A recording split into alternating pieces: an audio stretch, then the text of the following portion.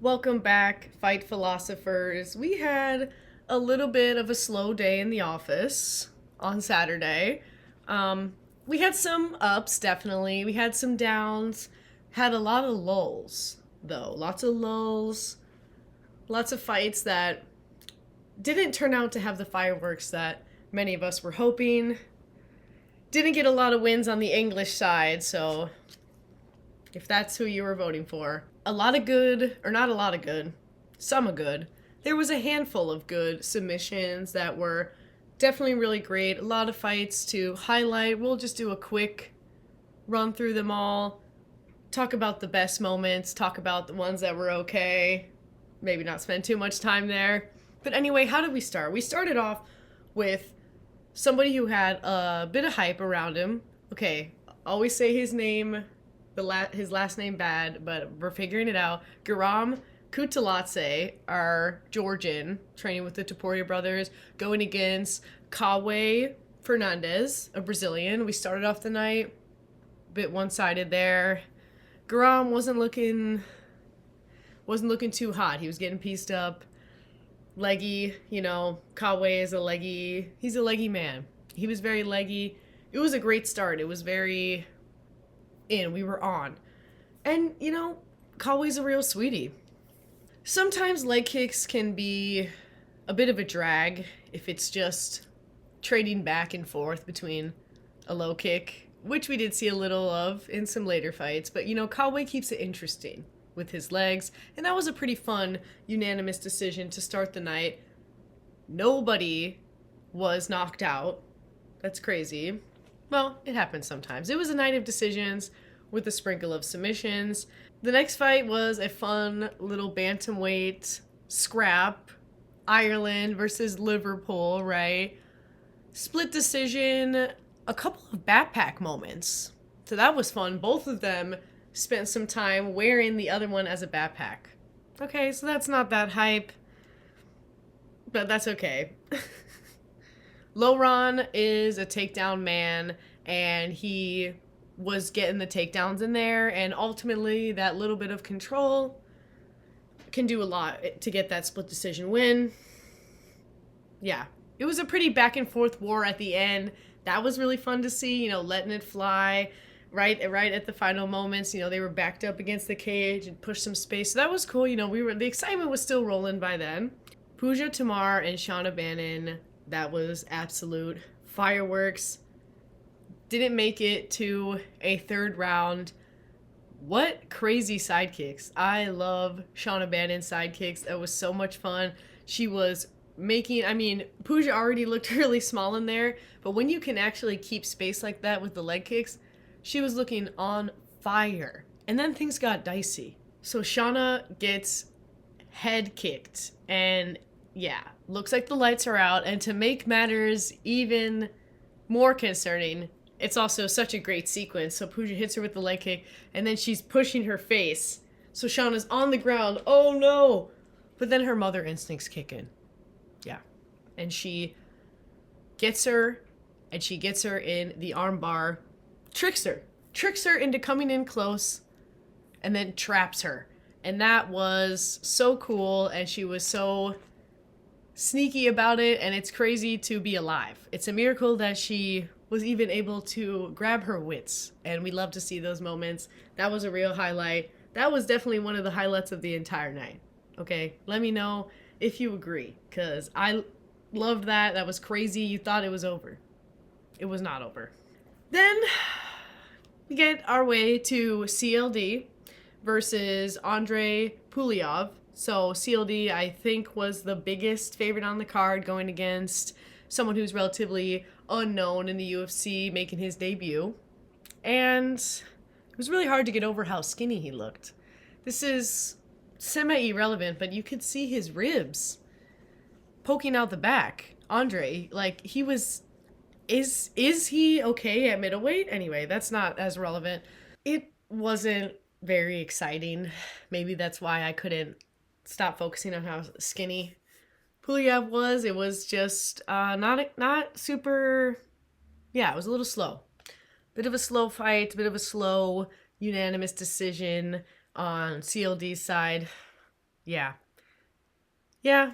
Fountain, it was just not a lot. Not a lot to say about that because not a lot happened. And then we got another one of those fights with Marcin Tybura versus Mick Parkin. You know, Mick got a lot of hype, but still hasn't got through a lot of big names in the heavyweight division. And yeah, it didn't work out. It was another slow decision and just wasn't great. It was very tentative in the first round for both of them. Second round, Mick had a bit of a moment getting the crucifix position, but yeah, we needed more elbows on the ground, as Paul always likes to say, because Paul is such an elbow guy. We needed more elbows and more activity.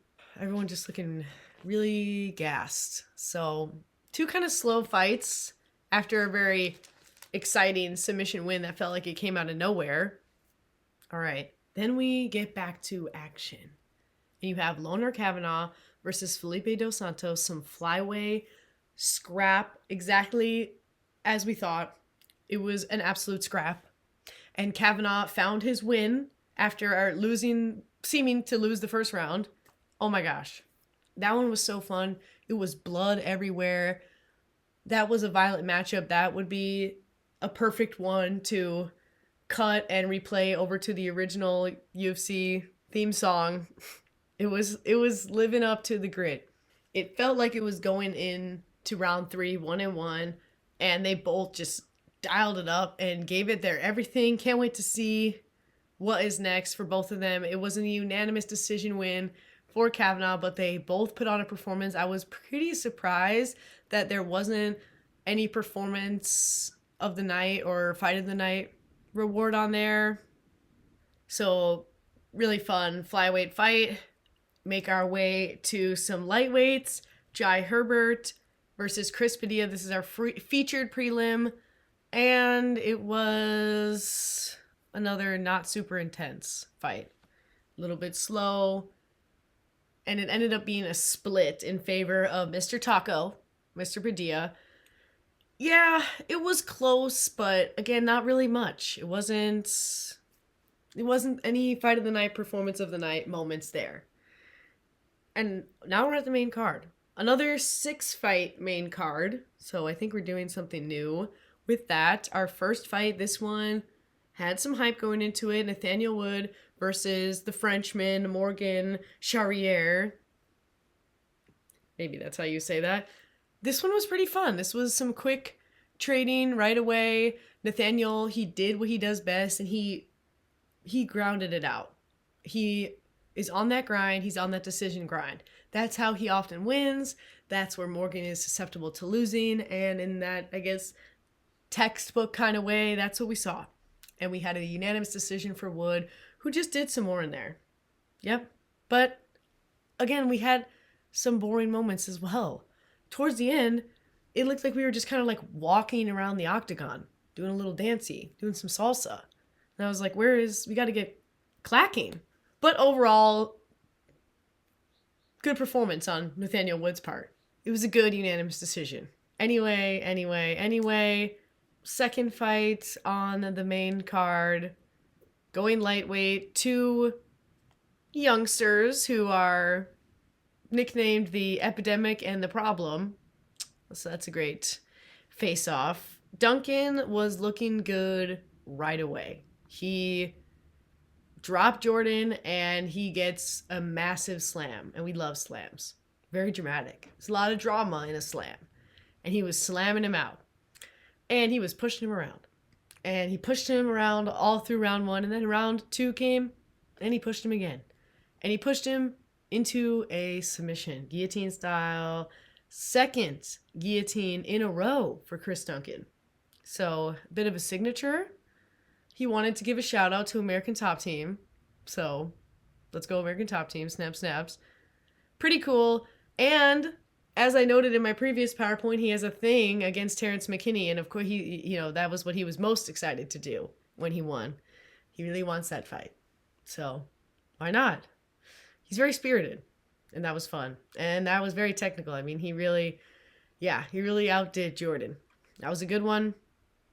Congrats to, what do you call it when you're from Scotland? The Scotsman? Okay. Fight 3. Molly McCann versus a short notice opponent, Alexia Thalnara, strawweights. Thanara, if I'm saying that correctly, Alexia, she has a submission history. Only one loss coming into this fight that was by submission, but then ever since then has been on a submission tear, and that's exactly what happened. She dragged Molly to the ground pretty quickly and trapped her in a choke. Very technical. I do have to say, what a weird walkout. I know I'm not the only one who thought this. It was so... I'm fine with people being weirdos. Obviously, let that freak flag fly. But it was so slow. She ran back twice, and the moment that was the best is when her coach is pointing like, okay, time to go talk to the cut man, because she was taking that long. But you know, the ones who have the quirks are often the ones who can do some crazy things in there. Excited to see more with some additional adversity. You know, it was a quick fight, and we know that Molly can be susceptible to submissions. I mean, she was grinding in, she was caught in one choke and escaped. So, you know, props to her for showing that dog as usual. And unfortunately for us fans, she put down the gloves. Molly said she's done. Molly has done a lot, and she has put on some really exciting performances. What a career. Whether or not the retirement is permanent, she's definitely done enough. We love you, Molly. Big shout out to her. And shout out to Alexia for making a strong debut. And then we went to the people's main event. Yeah, you heard me. Okay. Listen, this is some people's main event, and it turned out that maybe it was better. Okay? This was amazing. Gunnar Nelson, who vaguely appears here and there, and then, as we all know, disappears again. But, you know, things happen. Injury, life, doesn't matter. We're glad to have him back. There's too many things in here. Oh, wow. Two chapsticks. Okay. Anyway, Gunnar is a submission nightmare. He is submitting left and right. The likelihood of escaping his anaconda grasp is so low once you're in it. It's basically a less than 1 in 5 chance that you will get out. And, you know, Kevin Holland is no non-submitter. He's got a fair number of submissions himself. And Kevin, as usual, he is the hype. He lives up to the hype. I think people were really hard on him for the quick loss that he had against RDR in his last appearance. But oh my gosh, please, let's give Holland credit for always being game and always being active in there. Okay, Kevin Holland, just, it's hard to do more than him because he is just laying out so many significant strikes, so many non-significant strikes, so many strikes. And it adds up. This fight was crazy. There were so many weird moments just because Gunnar is something special with the way that he can control people with his grappling. This was a fun grappling match for the most part. There wasn't too many strikes, especially not on Gunnar's side, but it was still so exciting to watch. It was super, super tricky. There were some moments where it looked like Kevin Holland, there's no way he's going to escape. And again, the likelihood statistically of escaping Gunnar's arms are quite low. The ref, you know, picks up his little arm and is like, is he alive? He was alive. He made it through. Oh my gosh. The moment where he's holding on to Gunnar's arm and he's like, it's hard to explain. It's hard to explain that. Yeah. And we know how Kevin Holland is. Like, once he's on the ground, he's really good at getting in strikes. Like, he actually is very effective on the ground. So Gunnar was trying to not make it a striking fight, but Kevin will just strike wherever he is. It was so fun to watch. As usual, Kevin just escaping danger, making it work. But you know what? Definitely a split fight. And I could see people scoring it for Gunnar for the control, but on the significant strike end, it was well over 100 to 20 something by the end of the fight with Holland to Nelson. So I think it makes sense to give it to Holland because he just was doing more. But overall, what a great match of grappling and grappling escape. Okay. So thank you, Kevin. Thank you, Gunner, for coming back. That one was good. That one was exciting. I would say that was our third really exciting fight of the night. So that's not looking... We got spoiled with the last 2 weekends being pretty electric. And our co-main event was not what I wanted. It's not what I wanted. I was not loving it. Round 1 looked like the round 1 of a 5-round fight. Like, it was so tentative. I understand Olberg's plan, and I am in support in some respects to not wanting to get close enough to Jan to where he can take you down, because that's where Jan would definitely have the advantage. So he was trying to keep it striking, and I'm disappointed at just the lack of activity. There's just not a lot happening. It was, I wanted to see a little bit more unloading on both of them. It felt like it was just a front leg kick exchange for the most part. Not the fireworks that I thought. It just starts to get a little less exciting when we don't have a lot of combos, when we're just working with strike for strike. I don't love that. I like to see some things being put together. And there was just not a lot of things being put together. But Olberg just did more. He did more, landed more leg kicks. It was close. Not much fireworks, though. Not a performance of the night type night on either of their ends. So that's the co-main event. We move on to the main event. Leon Edwards versus Sean Brady. Leon Edwards, a bit of the dog, despite being ranked number 1 against number 5, 6 at the time. And short notice as well. Sean Brady coming in short notice saying, to heck with it, I'm going to London. But it proved to be the truth. Leon could not get the better of Sean the entire time that the fight did last. Oh no, Leon got pummeled. Personally, I feel it looked like there was no part of him that wanted to be there. No part of him that wanted to be there from start to end. And Sean just dominated him through and through, kept him on the ground, used his rippling back muscles to lay him out and get to work. And he punished. Oh my God. While he was down there, he made sure to get in a couple of rib slammers, a couple of shots to the head. So it wasn't just some miraculous BJJ black belt stuff. It was some heavy hands as well. It was some Philly. Okay? We were getting Philly on him. I wouldn't know what that means. Round 2, I don't think Leon landed one significant strike. That was, he was on his back so quickly, down 2 rounds, get to the 3rd round, and same thing. Brady is just on him, flattening him out, absolute aggression. He keeps up the aggression in round 4, and Leon then truly gives up. Brady comes in with a crazy squeeze and submits him. Oh, round 4, submission win, Sean Brady. So at this point, the welterweight division is confusing. Yes, the one scratch on Sean Brady's record is the infamous, the illustrious Belal Muhammad, and it was quite a definitive win on Belal's part. So let's see what happens with Belal versus JDM. That is really...